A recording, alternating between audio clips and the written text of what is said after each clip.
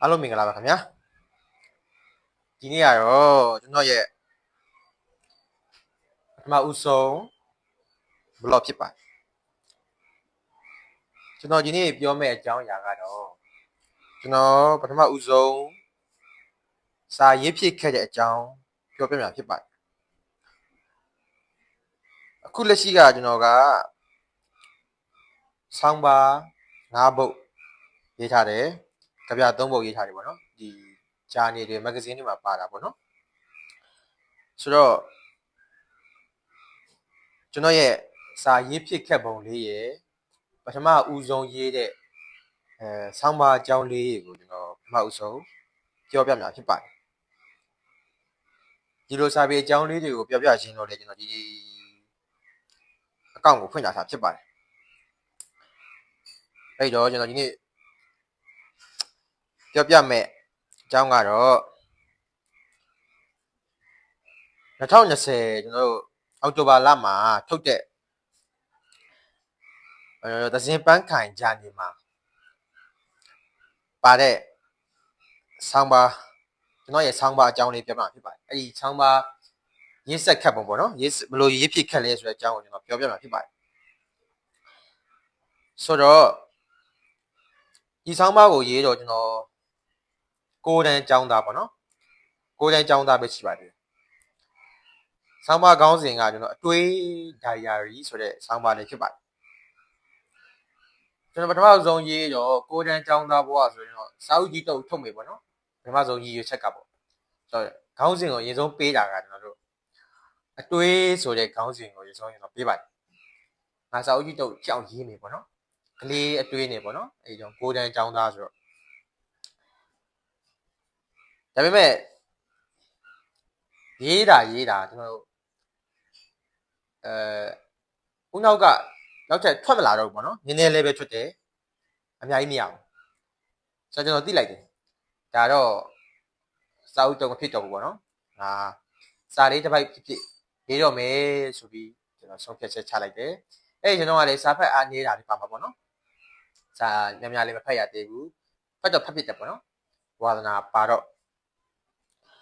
ဆိုတော့ကျွန်တော်ရေးတော့ကိုတန်းចောင်းသား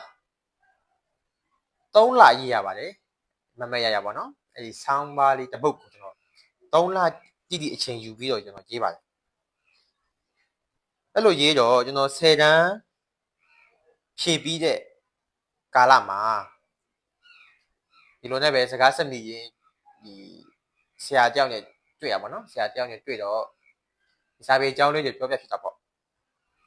အဲ့လိုပြောပြဖြစ်တော့ကျွန်တော်မှလေးစာရေးထားတာရှိတယ်ပေါ့နော်ကျွန်တော်စာရေးထားတဲ့တော့ရှိတယ်ဆရာဖတ်ကြည့်မလားပေါ့ဆရာဖတ်ကြည့်မလားအဲ့လိုပြောတယ်ဖတ်ကြည့်မယ်လို့ပြောပါတယ်အဲ့လိုပြကြည့်လိုက်ကြပေါ့နော်ပြကြည့်လိုက်တော့ဆရာကအေးမဆိုးဘူးလို့ကျွန်တော်မှတ်ချက်ပေးပါတယ်မှတ်ချက်ပေးပြီးတော့မင်းဒါကိုမဂ္ဂဇင်းတိုက်ကိုပို့ချင်လားပေါ့ဂျာနယ်တိုက်ကိုပို့ချင်လားပေါ့နေပါတယ်ကျွန်တော်ကအဲ့လိုကြားတော့အတိုင်းချက်လို့ပေါ့ဗျာနော်ကလေးဘွားတဲ့ဒီကျွန်တော်ရဲ့ရီမန်းချက်လေးပြည့်ခွင့်ရမယ်ပေါ့နော်ဂျာနယ်မဂ္ဂဇင်းတွေမှာကျွန်တော်ဆောင်းပါးလေးပါချင်တယ်ဆိုရီမန်းချက်ရှိပါတယ်ဆိုတော့အဲ့လိုမျိုးဆရာကပြောတော့ဝမ်းသာပြီးပို့မယ်ပေါ့ပို့မယ်ဆိုဆရာပြောလိုက်ဆရာအဲ့စာမူလေးပေးလိုက်တယ်ကျွန်တော်ဆရာပို့ပေးပါဆိုတော့ပေးလိုက်အဲ့တော့ကျွန်တော်ပေးလိုက်တော့အဲ့ဒီဆောင်းပါးကိုဆရာပို့ပေးပါတယ်ကျွန်တော်10တန်းဖြည့်ပြီးခါစားပေါ့နော်အဲ့ဒီချိန်မှာပဲပို့လိုက်တယ်ပို့လိုက်လို့ကျွန်တော်3လဟုတ်တယ်3လလောက်ကြာတော့မချင်မက်ပဲပေါ့နော်သဇင်ပန်းခိုင်ဂျာနေအတွေ့ခုနှစ်အမှတ်6အောက်တိုဘာလမှာထုတ်တဲ့စာဒီဂျာနေမှာကျွန်တော်ဆောင်းပါးလေးပါလာတယ်ပေါ့နော်အဲ့နေရာကျွန်တော်ပြောဆုံးနေပါပဲကျွန်တော်မရပါပဲနော်အဲ့နေရာကျွန်တော်တော်တော်လေးပြောတယ်ဘဝရဲ့ကိုဒန်နစ်ကရေးတဲ့စာမှုဟာဂျာနေဒီစာမှာပါလာတယ်ဆိုတော့ကျွန်တော်ကိုတော့မယုံနိုင်ဖြစ်မိပါတယ်အဲ့တော့ပါနော်ဆောင်းပါပေါ့နော်ကျွန်တော်ဆောင်းပါအဲ့တုန်းကကျွန်တော်အတွေးလိုပဲခေါင်းစဉ်ပေးထားတဲ့ဆောင်းပါဟာအဲ့ဆရာရဲ့အကြံပေးမှုနဲ့အတွေး diary ဆိုတဲ့ခေါင်းစဉ်လေးပြောင်းလိုက်တယ်ပေါ့နော်ဒီဆောင်းပါလေးပါလာတယ် အောင်ဘိုလန်းဆောင်ဆိုတဲ့ကလောင်နာမည်လေးနဲ့ပါလာပြီပေါ့နော်အိတ်ဆောင်မှုလေးကျွန်တော်လက်ထဲရောက်တော့အိတ်စာအုပ်လေးပေါ့နော်အိတ်စာအုပ်လေးကျွန်တော်လက်ထဲရောက်ကျွန်တော်နေတိုင်းလို့ဖတ်ပါကြည့်မောအောင်ပေါ့နော်ကျွန်တော်စာမှုလေးကိုကျွန်တော်ပြန်ပြီးကိုရေးထားတဲ့စာလေးကိုကျွန်တော်ကိုပြန်ဖက်ရတဲ့အရာတာပေါ့နော်ဒီစာအုပ်လေးမှာရတာဘာနဲ့မှမလေးနိုင်ပါဘူးတော်တော်လေးပီတိဖြစ်ရပါတယ်ဆိုတော့ဒီနေ့တော့ဒီအစပြောရနေတယ်ပေါ့နော်ဒါလေးပြောပြီးပြီဆိုတော့အဲ့ဒီဆောင်းမရဲ့ဒီကျွန်တော်တို့အပေါ်ရင်အကြောင်းလေးနည်းနည်းကိုကျွန်တော်ထည့်ပြီးပြောပြချင်ပါတယ်အဲ့ဒီကျွန်တော်အဲ့ဒီဆောင်းပါဘာကိုရေးထားတာလဲဆိုတော့ကျွန်တော်တို့လူတစ်ယောက်ရဲ့စိတ်ထဲမှာဖြစ်ပေါ်လာတဲ့အတွေးပုံစံအမျိုးမျိုးကိုရေးတယ်နောက်ပြီးအတွေးကောင်းအကြံကောင်းတွေပေါ့နော်ကျွန်တော်လူမျိုးလူငယ်တွေတွေးကောင်းအကြံကောင်းလေးတွေရဖို့အတွက်ဒီကျွန်တော်လူရဲ့စိတ်ကိုတုံးတက်တဲ့ပုံစံမျိုးကျွန်တော်ရေးတာပေါ့နော်စိတ်ခွန်အားပေးဖို့မဖြစ်နိုင်တာတွေကိုမတွေးဖို့ဖြစ်နိုင်တာတွေကိုတွေးဖို့ဒီအတွေးလေးပေးချက်စာအုပ်ပေါ့နော်စာမှုပေါ့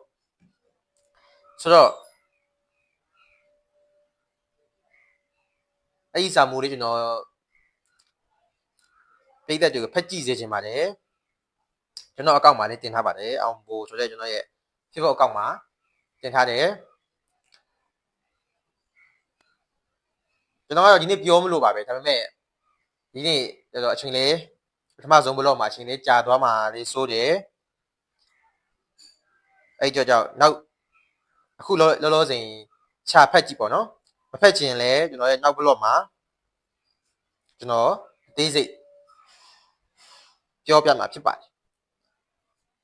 နောက်ကျန်တဲ့စာမှုကျွန်တော်ရေးတဲ့စာမှုတွေဖြစ်စာမှုလေးတွေနောက်စာရေးဆရာတွေရေးတဲ့ကျွန်တော်ဖတ်ဖူးတဲ့ပြည့်တဲ့တွေအတွက်အကျိုးရှိမဲ့စာမှုလေးတွေတွေ့ရင်လည်းကျွန်တော်ညဝေပေးမယ်ကျွန်တော်သုံးသက်ပေးမယ်ပြည့်တဲ့တွေကြိုက်မဲ့စာမှုလေးတွေ